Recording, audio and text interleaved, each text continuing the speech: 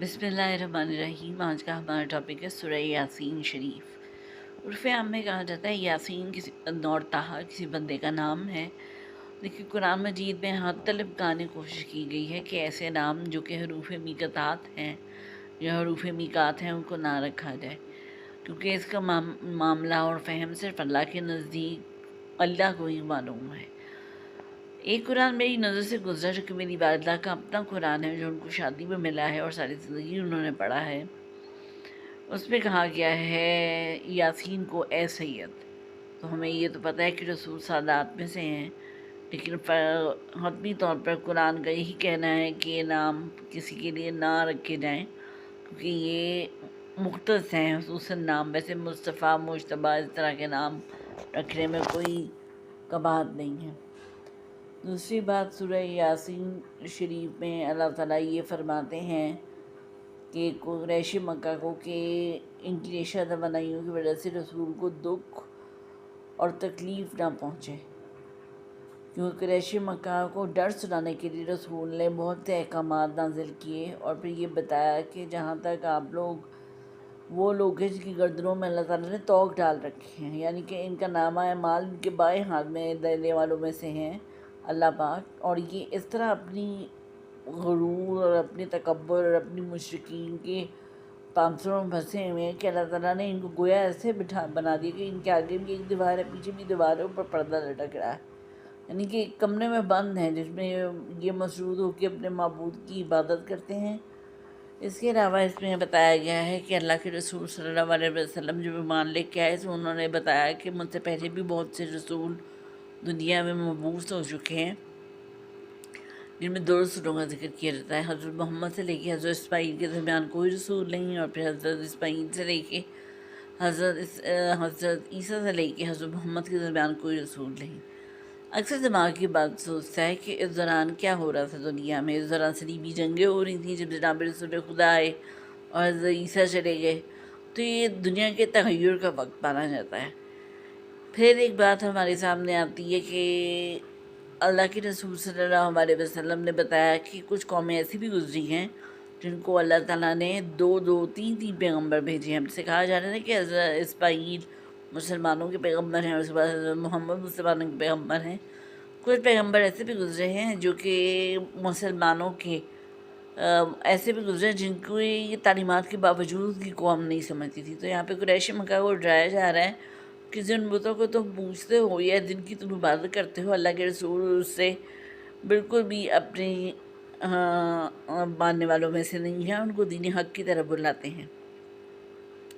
फिर ये कहा जाता है कि मदीने की तरफ से एक आदमी दौड़ता हुआ है जिनका ज़्यादातर हवाला हज़रत अबू बकर सिद्दीक़ से दिया जाता है। क्या मेरी कौम, तुम अपनी आपको हलाकत में पाते हो क्योंकि तुम उस सभी के उम्मती हो, लेकिन तुम उसके अहकामात की पैरवी नहीं करते, तो उनके पीछे चलो ताकि तुम राह निजात हासिल कर सको। फिर इस तरह एक सिलसिला है कि अल्लाह ताला को ये बताने का कि दो ऐसे शाखें हैं जो कुरान का आखिरी वर्ड है, आखिरी हिस्सा है। जो ऐसी शाखें हैं, एक मर्ख और एक का नाम है आ, आ, रबा। इन दोनों को अगर रगड़ा जाए तो पानी डालने के बावजूद उनमें से आग निकलती है। ऐसी शाखें भी नहीं हैं जिनसे आग निकलती हो। तो दीन इस्लाम एक ऐसा दीन है कि वो जिन बागात और जिन जन्नतों की बात करता है वहाँ पर अंगूर, खजूरें, जैतून, रुमान ये पाई जाती हैं। और अल्लाह ताला अगर किसी को अपने दीन में शामिल होने की बात कहे तो वहाँ पर उन्हें ये तमाम फ़ाकिहात, मेवाजात ये चीज़ें मिलती हैं। इसके अलावा सूरह यासीन शरीफ में अल्लाह ताला बताते हैं कि ईमान लाने वालों के लिए अल्लाह ताला की यहाँ बुलंद दर्जे की सूरह यासीन शरीफ इससे कही जाती है क्योंकि इसमें डर सुनाया गया है रसूल करीम की तरफ से। तो कुछ लोग हैं जो अपने माबूद को नहीं जुटलाएंगे और उन्हीं के रास्ते पे रहेंगे। उसको नबी जो है वो नहीं मानते क्योंकि वो सच्चे रास्ते पे है, तो उन्हीं की पैरवी कीजिए। जैसे हज़रत अबू बकर सिद्दीक़ का बताया था, तो उन्हीं की पैरवी कीजिए जो हज़रत मोहम्मद हैं। फिर ये सूरह यासीन शरीफ में कहा गया है कि हमारे قریب تو ہمارے نزدیک تو صاف صاف پہنچا دے رہا ہے کہ جو دین حق حضرت محمد صلی اللہ علیہ وسلم وہی کیا گیا تھا جبرائیل امین کے ذریعے، وہ اپنی قوم کو صاف صاف بتا دیتا ہے، اور پھر اس کی شاخیں پھوٹتی ہے آگے. اس کا اس سورج سے ڈائریکٹ حوالہ تو نہیں کہ آگے شاخیں پھوٹتی ہیں دوسرے ہمارے جو رضی اللہ عنہ ہمارے پیرسین ہیں ان کی وجہ سے. پھر ایک طرف بتایا جاتا ہے سورہ یاسین شریف میں کہ اے میری قوم کی تمہیں خبردار کرنا میرے لیے ضروری ہے، کیونکہ اللہ تعالیٰ ورنہ بہت زیادہ عذاب نازل کریں گے اگر تم سیدھے رستے پر نہیں آؤ گے. اور یہ قرآن واضح نشانیاں رکھتا ہے اپنے اندر کہ اللہ کی کتاب ہے، اور اللہ کے رسول کہتے ہیں اور میں ڈرتا ہوں اس بات سے کہ اللہ تمہیں ہلاک کر دے. تم سے پہلے بہت سی قومیں اس لیے ہلاک ہوئی کہ اپنے رسولوں کو جھٹلاتی تھی، اس لیے میں بہت زیادہ ڈرتا ہوں کہ اللہ تمہیں کہیں ذلیل و خوار نہ کر دے. اور اس میں ایک اور بات بتائی گئی ہے کہ قیامت کے روز ہر نبی کی امت اللہ کے رسول پیش ہوگی. تو پوچھتے ہیں کافر کہ کیا ہم دوبارہ سے پیدا کیے جائیں گے؟ تو اللہ تعالیٰ کہتے ہیں کہ جو پہلی دفعہ پیدا کرنے پہ قادر ہے وہی دوبارہ پیدا کرنے پہ قادر ہے. اور ان گری سری ہڈیوں کا قبر سے نکل کے آنے کا یہ سب بیان اس میں بتایا گیا ہے. اور پھر کہا گیا ہے کہ انسان کو یاد ہونا چاہیے کہ اس نے کیا آگے بھیجا کیا پیچھے بھیجا. پیچھے اعمال ہیں، آگے انسانی آخرت ہے، یا پھر اس کا نامہ اعمال ہے یا جس پہ وہ داخل ہے. تو اس سے جو کچھ اپنے آگے بھیجا اللہ اس سب باتوں سے باخبر ہے، اور قیامت کے روز ان سب کو اللہ کے حضور پیش ہونا ہے.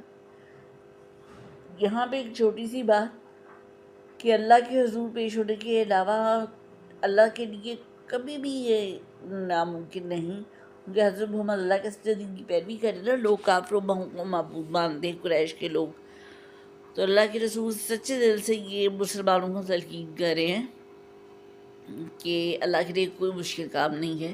اگر یہ قوم ہٹ جائے یا زمین سے ختم ہو جائے، غرق کر دی جائے، تو اس کی جگہ نئی قوم لیں یا نئے لوگ لے ہے، یہ نئی نشوونما کرتی ہوئی نسل پیدا کر دے. اور اس کے علاوہ یہ بھی کہ اللہ تعالیٰ بخوبی جانتا ہے کیا کچھ تم چھپاتے ہو کیا کچھ تم ظاہر کرتے ہو. اور بابر اس پہ اس بات کی تلقین اگر آپ کسی بڑے مبصر کو سنیں تو وہ آپ کو بتائے گا وما علینا الا البلاغ المبین، کہ ہمارے سے میں تو صاف صاف پہنچا دیا. اور اس میں سب سے بڑی بات کہ نبی اپنی خواہش سے کہ چلو یہ کوڈ کر دیتا ہوں یہ بتا دیتا ہوں کبھی کچھ نہیں کہتے. وہ صرف وحی کے ذریعے احکام الہی لوگوں تک پہنچا دیتے ہیں. اور پھر ان سے ایک مختلف صورتوں میں اقتباس بھی ہوا ہے حضرت محمد سے کہ آپ غمگین نہ ہو، کیونکہ آپ کو کہیں گے بھی کہ تمہاری نحوست تمہارے ساتھ، تو آپ کہیں گے تم تمسخر اڑانے والوں میں سے ہوگے بھی، تو اللہ تم لوگوں کو اس کا شدید عذاب دے گا، کیونکہ یہ اپنے آپ کا ہی تمسخر اڑاتے ہیں، آپ کا تمسخر نہیں اڑاتے. آج کے لیے اتنا ہی. آپ دا فیڈ بیک دینے کے لیے ضرور بتائیے گا کہ سورہ یاسین شریف کی یہ چھوٹی سی باتیں آپ کو سمجھ آئی یا نہیں. ایک خاص طریقہ جو اکابرین سے سلسلہ چشتیہ میں رائج ہے، اور اس کو سیدات سے بھی رائج کیا گیا ہے.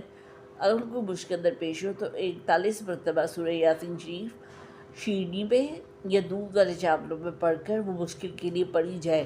کم سے کم 11 لوگ ہوں تو وہ پڑھا جائے تو انسان کی مشکل آسان ہو جاتی ہے، اور اللہ تعالیٰ بتا دیتے ہیں کہ اس کا کیا حل نکلے گا. آج کے لیے اتنا ہی. اللہ حافظ.